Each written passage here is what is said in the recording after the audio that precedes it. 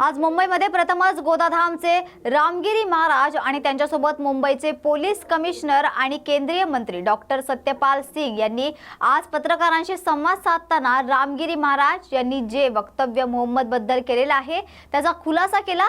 तर चला पाहूयात नेमकं काय म्हणाले डॉक्टर सत्यपाल सिंग। जो मोटो ये था कि our security is our religion,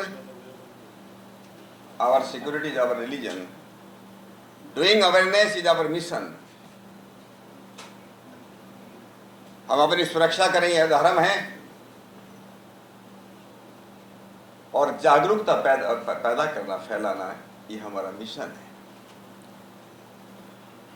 और हम लोगों ने स्कूल और कॉलेजों के उसमें से शुरू किया और ये पाया कि देश के अंदर जो हिंसा पैदा हो रही है, जो इंटॉलरेंस है, उसके मूल में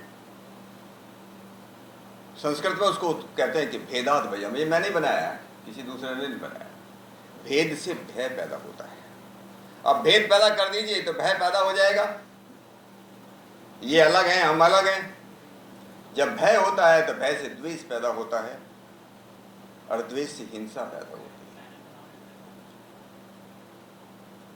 ऐसा नहीं कि पिछले कई वर्षों से इस बात में आया कि इस देश के अंदर भेद पैदा किए जाए, डिवीजन पैदा किए जाए।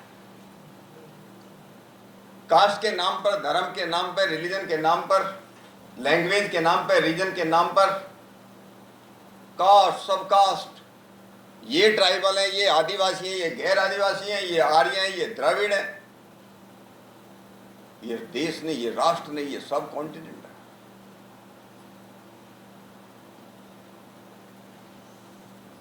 कुछ हमारे देश के अंदर इस प्रकार के लोग हुए हैं, अभी भी हैं। आप लोगों ने देखा होगा, मैं ये जो कह रहा हूं कि आप सब लोग पत्रकार बंधु भगिनी की, जब नरेंद्र मोदी जी इस देश के जब पहली बार चुनाव हुआ 2014 में, तो 18 मई 2014 को इंग्लैंड का, लंदन का जो मुख्य पत्र न्यूज़पेपर है द गार्जियन, उसने एक एडिटोरियल लिखा।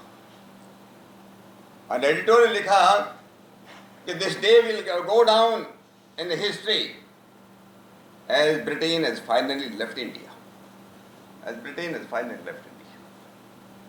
अंग्रेजों ने पहली बार फाइनली इस देश को छोड़ा। कुछ ऐसी शक्तियां हैं, देश के अंदर भी है, देश के बाहर भी हैं, जो देश में अराजकता पैदा करना चाहती हैं। देश में जो हम जिसको हम कम्युनल हार्मनी बोलते हैं, सांप्रदायिक सद्भाव बोलते हैं, उसको खत्म करना चाहते हैं। हमारी प्रगति का जो रथ चल रहा है, हमारी अर्थव्यवस्था जो अच्छी घुसपैठ चल रही है, उसको कैसे डीरेल किया जाए और देश को कैसे डिस्टेबलाइज किया जाए। फोर्सेज बाहर भी हैं, फोर्सेज अंदर भी हैं। जो लोग अमेरिकन यूनिवर्सिटीज के उसमें पढ़ेंगे, जहां हमारे देश की संस्कृति के बारे में, हमारे देश के इतिहास और लैंग्वेज के बारे में पढ़ाया जाता है, धर्म के बारे में पढ़ाया जाता है, तो उनका आप इतिहास देखिए। उन्हीं के नकल करने वाले हमारे यहाँ भी कुछ लोग हैं। कुछ लोग उनको कम्युनिस्ट बोलते हैं, कुछ उनको लेफ्टिस्ट बोलते हैं, कुछ दूसरा कुछ नाम देते हैं। नरेंद्र मोदी जी के नेतृत्व में एक ऐसा हो कि इस देश में जो 2047 तक हम एक ऐसा देश बनाए कि वहां पर गुलामी के सारे चिन्ह खत्म हो जाएं, देश आत्मनिर्भर बने और देश पूर्ण विकसित बने, एकता हो देश में। लेकिन जैसे मैंने कहा, कभी कभी कुछ इंसिडेंट होते हैं, कुछ इंसिडेंट को लेकर के लोग उसको बढ़ा चढ़ा करके बात करते हैं। एक ऐसा ही छोटी सी घटना घटी जब स्वामी जी महाराज, नासिक में सिन्नर एक जगह है, मेरी सर्विस उसी क्षेत्र से पहली बार शुरू हुई। मुझे मालूम है क्षेत्र सिन्नर। तो महाराज की कोई कथा चल रही थी, साप्ताहिक कथा चल रही थी, उसमें बोलते बोलते प्रवचन चल रहा था, भीष्म पितामह के बारे में बोल रहे थे। मैं तो बाद में सुना उनका वहाँ उन्होंने कुछ बोला, उसी को लेकर के लोगों ने हल्ला मचाना शुरू कर दिया। जिन लोगों की पॉलिटिकल जमीन खिसक रही है, या जो लोग बाहर के ऐसे फोर्सेज, जिसको मैं कहता हूं कि राष्ट्र विरोधी जो ताकतें, उनके साथ मिलकर के, इसमें कुछ एनजीओज भी हैं, लोग मिल जाते हैं, पॉलिटिकल पार्टीज भी हैं, पॉलिटिकल लोग भी हैं, कुछ हमारे सो कॉल्ड इंटेलेक्चुअल्स, बुद्धिजीवी, वो लोग भी मिल जाते हैं, लिखते हैं, सोशल मीडिया पे लिखते हैं उनके केस के बारे में। सोशल मीडिया रिसर्च एक ग्रुप है, उन्होंने भी अपने को कुछ भेजा। एक शिव शंभू विचार मंच है, पिछले 8-10 वर्षों से काम करता है महाराष्ट्र के अंदर, देश में। उनका मुझको भी फोन आया कि इससे एक बहुत ही गलत जो देश के अंदर जो चल रहा है, देश और देश के बाहर, देश को कमजोर करने की ताकतें फिर से जो है, और जब इलेक्शन आते, जब चुनाव आते तो ज्यादा एक्टिव हो जाते हैं, आपने महसूस किया होगा। तो उसी के संदर्भ में मैं शिव शंभू विचार मंच का भी धन्यवाद करता हूँ, सोशल मीडिया रिसर्च सेंटर का भी धन्यवाद करता हूँ। और स्वामी जी महाराज यहाँ पर आ गए, मैंने तो सोचा नहीं था कि उनके भी दर्शन होंगे, उनका भी मैं धन्यवाद करता हूँ। उस दिन क्या इंसिडेंट हुआ, मुझे लगता है कि मैं आप लोगों के प्रश्न लूँ या कुछ बताऊँ आपको, उससे पहले जो लोग देश में जो है अराजकता पैदा करने के, इंस्टेबिलिटी पैदा करने का जो काम कर रहे हैं, मैं आप लोगों से एक ही निवेदन करूंगा, ऐसे लोगों को उजागर करना चाहिए। उनको नकाब पोस्ट जो लोग हैं, जैसे स्लीपर सेल होते हैं ना, आप तो समझते हैं स्लीपर सेल, ये बार बार कैसे जाग जाते हैं, कैसे देश को नुकसान पहुंचाने का काम करते हैं, ऐसे लोगों को, हम लोगों को उनके नकाब पोस्ट उतारना चाहिए। तो मैं स्वामी महाराज से बोलूँगा, तो कुछ अपना कुछ बोलना चाहते हैं तो आप संक्षेप में कुछ बता सकते हैं, क्योंकि आपके कारण ही तो कुछ बड़े बड़े मोर्चे और बड़े बड़ी रैली निकाली गई। वैसे तो आज का जो प्लेटफॉर्म है पॉलिटिकल नहीं है, लेकिन आपने सवाल पूछा, इसका जवाब दे रहा हूँ। भारतीय जनता पार्टी का बहुत ही स्पष्ट रूप से कहना है, सबका साथ, सबका विश्वास और सबका विकास की बात है।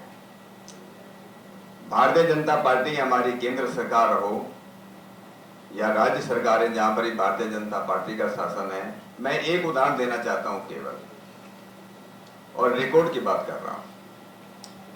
मेरी जो कॉन्स्टिट्यूएंसी थी बागपत एक जिला है छोटा, वहां हमारे यहाँ अल्पसंख्यकों की, मुस्लिमों की जो पॉपुलेशन का जो परसेंटेज है वो 23% है।